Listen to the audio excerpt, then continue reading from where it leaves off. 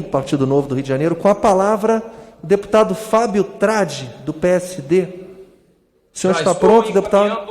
Para a conclusão do voto, senhor presidente. Então, retomando a leitura, o substitutivo oferecido, inclusive, já está no sistema,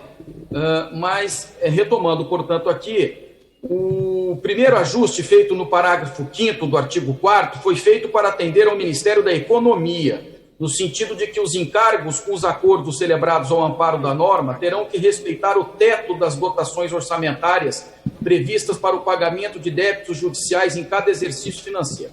O segundo ajuste, em atenção a pleitos recebidos de nossos colegas nesta casa, foi feito para determinar que as parcelas dos acordos celebrados entre a União e os credores, com a finalidade de serem encerrados os litígios de que trata a proposição, independentemente de os títulos executivos judiciais já tiverem transitado em julgado, serão pagos a partir do ano subsequente ao da realização. Na sequência, efetuamos um ajuste na redação do artigo 5º do substitutivo, acolhendo oportuna sugestão contida na emenda de plenário número 4, para evitar eventual inconstitucionalidade por atribuir competência a órgão, a AGU, do Poder Executivo, como constava da proposição. No artigo 6º do substitutivo, assinalamos que se aplica o disposto no artigo 40 da Lei 13.140, de 2015, aos servidores e agentes públicos, inclusive os ocupantes de cargo em comissão, que participarem do processo de composição judicial regulamentado por esta lei. Atendendo à oportuna sugestão do líder do PSDB, deputado Carlos Sampaio,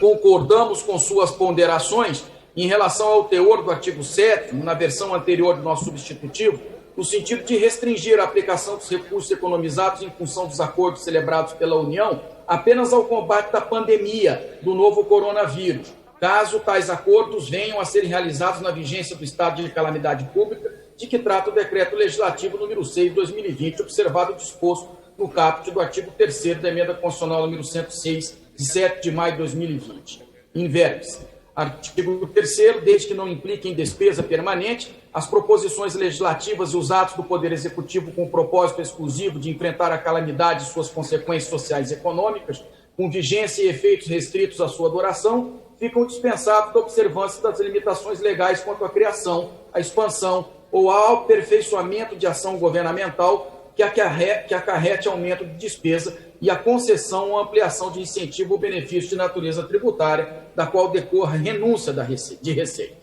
Ao atendermos ao apelo do líder do PSDB, ficam contemplados na nova redação, que demos anteriormente ao artigo 7º do substitutivo, os destaques número 4 e 6, que mandam suprimir o inciso 2º do caput do citado artigo 7º, agora não mais remanescente. Por oportuno, esta foi uma demanda que também foi feita pelo Ministério da Economia, com o objetivo de deixar a critério do Poder Executivo o que fazer com os recursos poupados decorrentes dos acordos aqui referidos, depois de mitigados, como todos esperamos, os efeitos da pandemia da Covid-19 sobre a nossa população. Em função da alteração do artigo 7º, mudamos a ementa do substitutivo, uma vez que ela fazia menção à possibilidade de aplicar recursos economizados com as operações de que trata a proposição também no pagamento da dívida pública mobiliária da União, no período seguinte ao da vigência do estado de calamidade pública.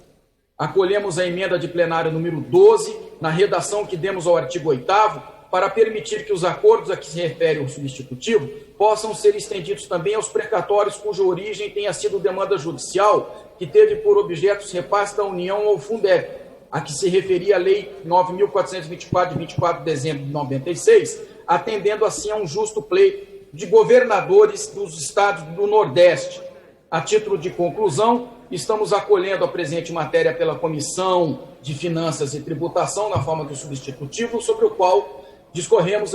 e que se encontra anexo ao presente parecer.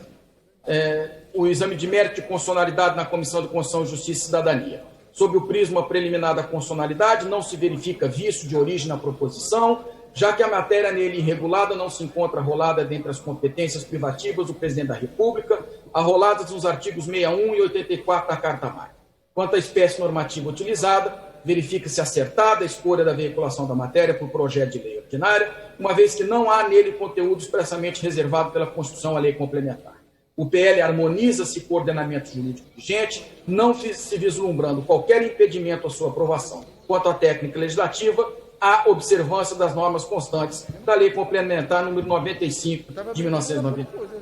Mostram-se, pois,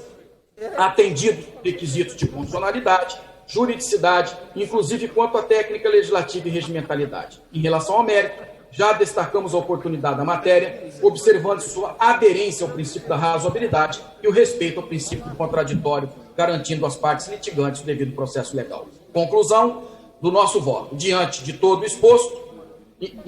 inciso 1º, pela Comissão de Finanças e Tributação, votamos pela adequação financeira e orçamentária da matéria e, no mérito, pela aprovação do projeto de lei 1581/2020, nos termos do substitutivo anexo. Inciso 2º, pela Comissão de Constituição, Justiça e Cidadania, votamos pela constitucionalidade, juridicidade, boa técnica legislativa e, no mérito, pela aprovação do projeto de lei 1581/2020, autoria do deputado Marcelo Ramos, nos termos do substitutivo que foi apresentado na Comissão de Finanças e Tributação.